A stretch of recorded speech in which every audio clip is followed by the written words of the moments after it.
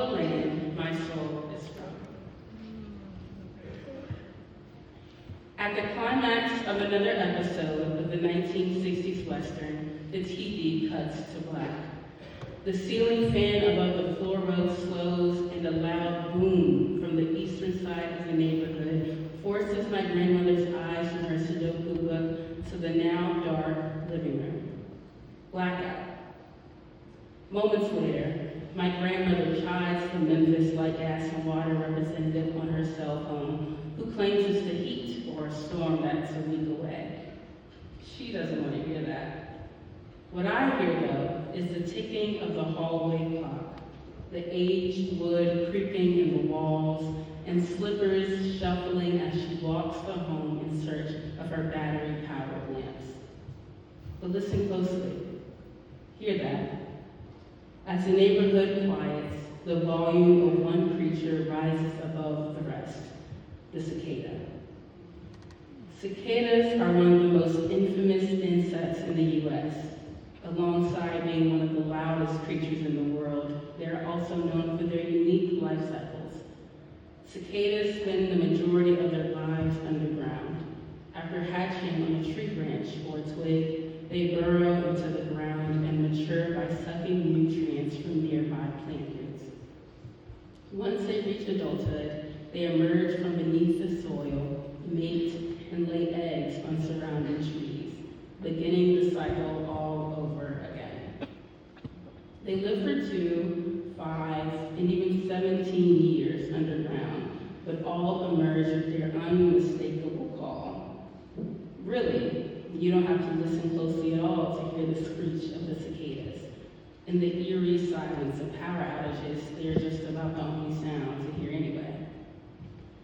While others may find their never-ending noise to be a nuisance, there is something special to me about the cicada songs. In the background of southern summer days, their rhythmic chatter long loomed. They chant as I visited the downtown ice cream shop in elementary school. They'd shriek on camp playgrounds, almost defeated by the sizzle of skin against boiling hot water slides. And of course, they'd croak when the lights went out after watching hours of cowboys at my grandmother's house. And as they end their days in the citywide collective song at dusk, it signals another summer day well spent. At times, I wonder who else holds the cicada song as near and dear to their hearts as I do mine. Perhaps this is only a result of being many miles removed from the city I call home. Since moving away, I desperately try to find as many ways to reconnect to a home that maybe I can't claim anymore. But I do wonder, who else has heard them like I do? Who else hears their songs of magnolia trees, of riverboats in the Mississippi, of the bluff, blackness, and Beale Street? Who else hears them sing of the history of my city and its people before me?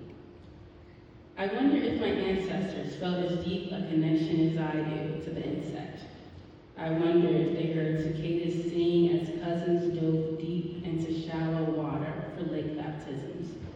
Did they wait for the late night crooks to leave their homes for local jazz clubs? Did their feet marching on pavement and hands clasped in hands harmonize with the endless buzz? Or, in the hell of a cotton field, did the drone of the cicada's dust tune signal that the few hours away from brutality was near? I apologize for the abrupt shift in content and tone, truly. Even after years of history courses and actively living the repercussions of it, slavery is still something I can't quite digest. Never mind the horrors once reaching the West, but the idea of being stolen is so nauseatingly incomprehensible. Stolen from a family, a home, a language, and freedom. All left behind as they were traded away. Leaving Memphis was one of my most jarring experiences.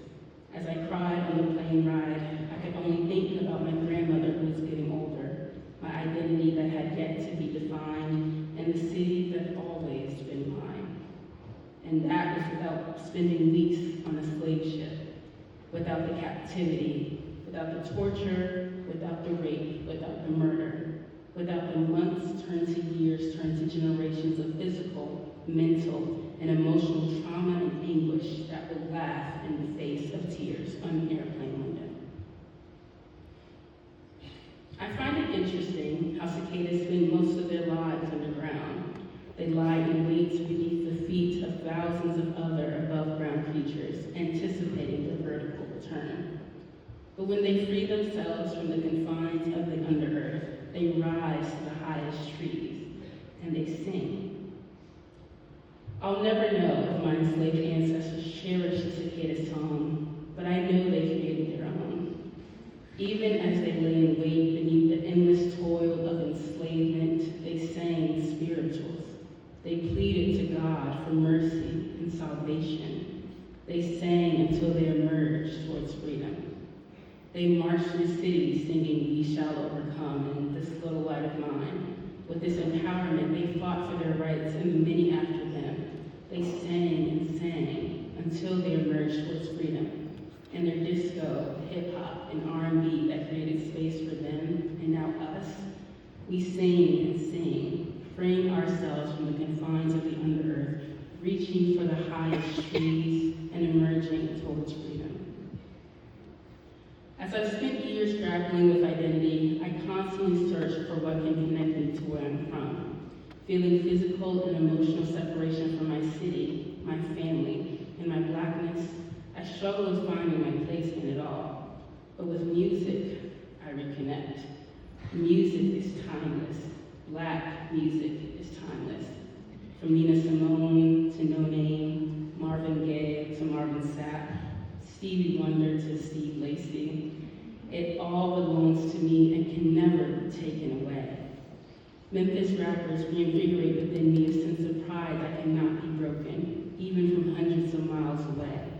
The call and response that defines gospel music transports me to the days of early Sunday mornings with my grandmother and long benedictions. And the old jazz, R&B, and neo-soul reminds me of the resilience of my ancestors. It reminds me of their love, their joy, their anguish, and their triumph amidst the unimaginable. A reminder that for many years we remain, singing louder with each reemergence. This is an ode to the girl who listens to two Erykah Badu songs and believes she's channeling the ancestors. And I am. They stand behind me and beside me. Some float above my braids and some rest on the ground beneath my feet. Some sit hand in hand.